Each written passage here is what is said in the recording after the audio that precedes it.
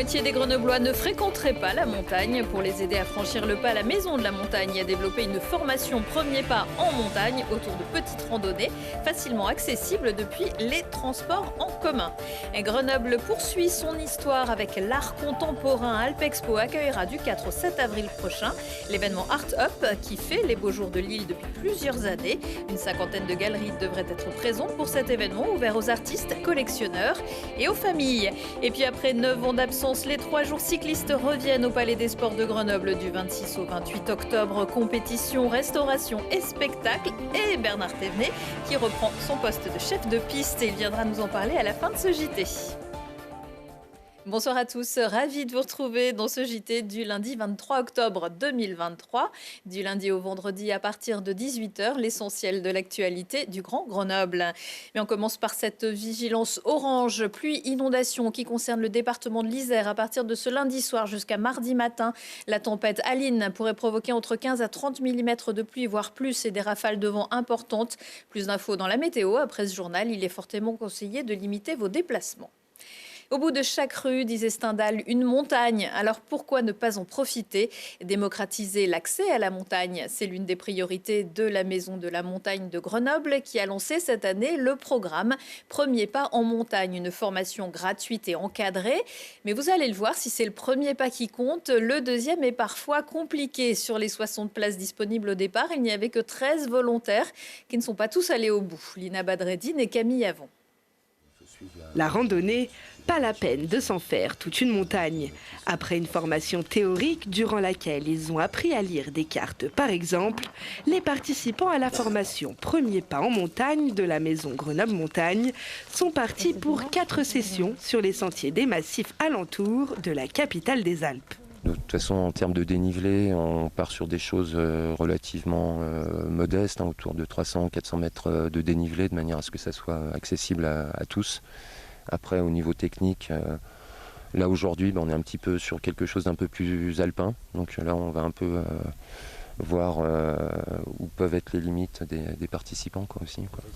Après la Bastille, le lac Achard, le vallon de la Fauche dans le Vercors, les voilà au col de Porte.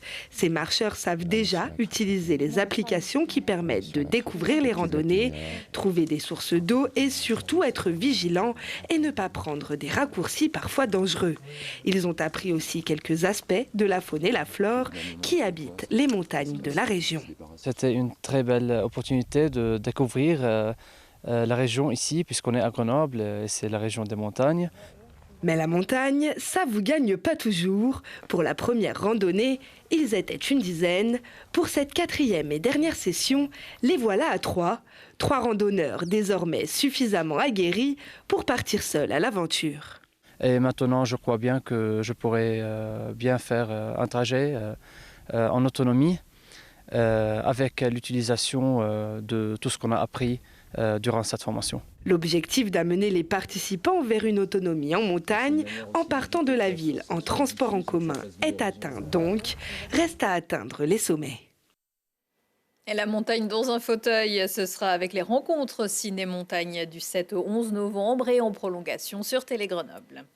La région Auvergne-Rhône-Alpes prévoit d'investir 5,7 milliards d'euros dans le ferroviaire d'ici 2035. Laurent Wauquiez a annoncé sa volonté de proposer 30% de créneaux supplémentaires et en plus l'achat de 130 rames qui permettront de créer 60 000 places, mais pas forcément pour transporter les vélos dans le train.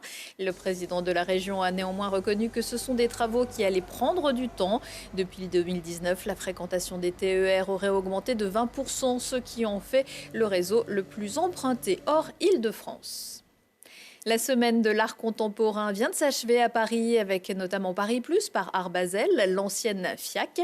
Mais le printemps prochain, Grenoble aura aussi sa foire d'art contemporain. Née à Lille en 2008, Art Up, devenue la première foire française hors Paris, va s'installer aussi dans la capitale des Alpes. En attendant le mois d'avril, le président du Grand Palais de Lille et la directrice artistique étaient il y a quelques jours à Alpexpo pour présenter l'événement, un événement pour admirer et aussi pour acheter. Grenoble Art Up, c'est une foire d'art contemporain où nous ambitionnons de présenter plus d'une cinquantaine de galeries galeries qui seront du territoire, mais aussi du national et de l'international, puisque la bonne nouvelle, c'est qu'aujourd'hui, nous avons déjà 20 galeries qui ont signé pour Grenoble Art Up. Des galeries référentes en la matière de Lyon, des galeries de Vendée, des galeries des Pyrénées, des galeries du sud de la France.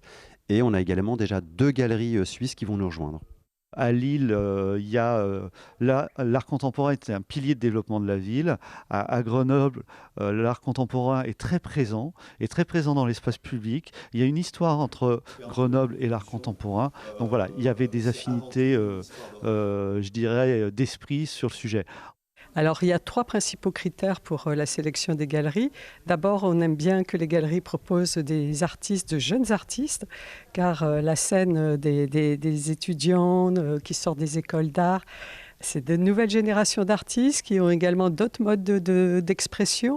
Ensuite, il y a essayer de voir l'art contemporain sous toutes ses formes, qui est de l'art numérique, de l'art vidéo, de la bande dessinée, de la céramique, du textile. C'est essayer de montrer autre chose que du beaux-arts. Et puis le 3e critère, c'est effectivement l'ouverture vers la scène internationale, découvrir l'art contemporain en Afrique, en Asie. Aujourd'hui, on a des artistes qui voyagent, on a des artistes qui veulent montrer leurs œuvres. Avoir des œuvres d'art gratuitement dans votre salon, c'est aussi possible grâce à l'Artothèque de la ville de Grenoble qui propose plus de 2300 œuvres en prêt maximum de 3 mois. Quelques résultats sportifs du week-end. Le GF38 reste la seule équipe invaincue après 11 matchs de Ligue 2. Une statistique conservée au terme d'un match nul 3-3 contre Valenciennes samedi à domicile. Les Brûleurs de Loup gardent leur état de forme et enchaînent 4 succès de rang en Ligue Magnus. Victoire 3-0 contre Bordeaux. Et puis Kevin Emos retrouve le podium et de belle manière. Le patineur grenoblois se classe 2e du prestigieux Skate America avec un excellent boléro de Ravel. C'est reparti pour un tour du 26 au 28 octobre. Le Palais des Sports de Grenoble verra renaître les 3 jours cyclistes disparus des circuits en 2014. Depuis, quelques événements de clubs locaux s'y étaient bien déroulés, mais la piste avait failli disparaître. Et pourtant, dans quelques heures, ce monument du cyclisme sur piste à Lyon Sport et Spectacle remontera en selle. Tout comme le chef de piste, Bernard Thévenet. Bonsoir. Bonsoir. Alors, on vous connaît bien ici. Vous avez remporté 2 fois le Tour de France en 1975 et 1977. 2 fois les 6 jours. À l'époque, ça s'appelait comme ça. En 76 et 80, vous êtes directeur du Critérium et donc chef de piste. Quand Guy Chanal, l'organisateur, vous a dit qu'il allait remonter les 3 jours, quelle a été votre réaction ? Déjà, j'étais sceptique pendant un bon moment parce que je pensais qu'une manifestation de cette ampleur-là, quand elle a disparu pendant 3 ans, elle est très difficile à remonter. Hein. Mais bon, c'est vrai que Guy Chanal a été quand même très fort. Il a eu beaucoup de culot pour remonter à cette épreuve. Moi, j'étais très heureux parce qu'il y a encore beaucoup de gens qui attendaient le renouveau de cette manifestation. Et puis la bonne nouvelle, c'est que la piste était encore en assez bon état, très bon état même. Oh oui, il y avait quelques réparations à faire, mais non, elle est en assez bon état. Elle va très bien pour faire une course de 3 jours, hein, pour faire les différentes épreuves d'une course de 3 jours. On va parler de ces différentes épreuves. Donc, on la voit, cette fameuse piste qui a vu passer des champions depuis 1971, je crois, sur laquelle vous êtes notamment illustré. Ça consiste en quoi aujourd'hui, votre rôle en tant que chef de piste ? Alors, chef de piste, c'est un peu comme, on va dire, directeur de course sur la route, c'est-à-dire que en plus, par contre, il faut établir les programmes, hein, parce qu'il y a beaucoup d'épreuves, il y a des animations aussi. Il faut faire ça, puis après, il faut faire un peu l'interface entre l'organisation et le jury, parce que l'organisation Guy Chanal organise, mais les courses, elles sont arbitrées par des arbitres qui viennent de l'Union cycliste internationale. On ne vient pas juste pour s'amuser. Donc non. Donc il faut respecter des règles. Il faut essayer de mettre de l'animation, mais on doit quand même respecter les règles sportives qui sont édictées par l'Union cycliste internationale. Et puis, il faut aller voir les coureurs aussi, de temps en temps les encourager, mais c'est surtout Laurent Biondi qui est en contact avec eux puis qui va les booster. Ouais, vous êtes là avant. Il y a de grands noms qui sont annoncés, on va les revoir. Oui, enfin, des très grands sprinters, hein, comme Ryan Halal, qui est de la région, qui est local, mais il y a Grengbo aussi, Vigier, ce sont des garçons qui ont été médaillés olympiques. Hein. Ouais. Donc c'est quand même parmi les médaillés olympiques, sont forcément parmi les meilleurs sprinteurs du monde. Et puis en féminine aussi, la chance d'avoir Mathilde Gros, qui a elle aussi un brillant palmarès. Championne du monde? Oui, elle a été championne du monde en vitesse toujours. Et puis il y a une autre catégorie de coureurs qu'on appelle l'omnium. Il y a certains coureurs qui viennent de la route là. Et ce sont des courses au point, des éliminations, des scratchs. Voilà, c'est ça. Parce qu'alors, il y a du keirin, de l'omnium scratch, un tour lancé. Qu'est-ce que ça veut dire? Il y a beaucoup d'épreuves différentes. C'est très enlevé parce que ça ne dure pas longtemps. Quand il y a des manches. On tourne combien de. C'est quoi le maximum de tours? Ça dure. Une série de sprints, par exemple, c'est sur 3 tours. Ah ouais. Le keirin, c'est sur 10 tours. Le record du tour, comme son nom l'indique, c'est sur un tour, mais enfin, il y a quand même 3 tours de lancement. C'est quoi le record du tour? Donc, 4 jours. Eh bien, les coureurs s'élancent, ce sont les sprinters, les 6 sprinters hommes et les 6 sprinters femmes. Ils s'élancent, ils font 2 tours pour s'élancer. Puis un tour, enfin 2 tours, on va dire, échauffement si on veut, un tour pour s'élancer, et celui qui gagne, c'est celui qui fait le tour le plus rapide. Le record doit être un peu moins autour de 10 secondes, c'est-à-dire plus de 70 km/h de moyenne.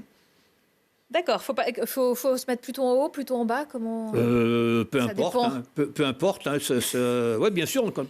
Chacun a sa technique. Quand on a les gradins vus du dessus, c'est sûr qu'on a une meilleure vision que si on est au milieu. Mais bon, au milieu, il y a aussi il y a le restaurant. On va y revenir. Lorsque vous avez gagné les 6 jours, alors les coureurs étaient plutôt polyvalents. Aujourd'hui, on parle les pistards, les sprinteurs, mais pas trop les routards, peut-être à part dans l'omnium, si j'ai bien compris. Oui, on était plus polyvalents. Il y a des coureurs, le plus grand de tous les temps, c'est Dimmer qui faisait beaucoup de pistes aussi. Donc, il y avait d'ailleurs, la popularité des 6 jours de Grenoble était venue de cette association entre un coureur routier connu et un pistier qui était peut-être un peu moins connu, mais qui nous permettait d'aller plus vite, parce que évidemment, c'était leur métier à eux, les pistards. Donc, ils étaient meilleurs que nous sur la piste, mais c'était cette association qui avait fait la renommée des 6 jours de Grenoble. C'est vrai que malheureusement, maintenant, c'est pour ça, on est obligé de faire autrement, on est obligé de faire du sprint, parce que c'est plus rapide, il y a plus d'animation. Cette année, par exemple, on ne fera pas d'américaine. Vous savez, c'est l'américaine, c'est quand les coureurs se relaient là. Ah oui.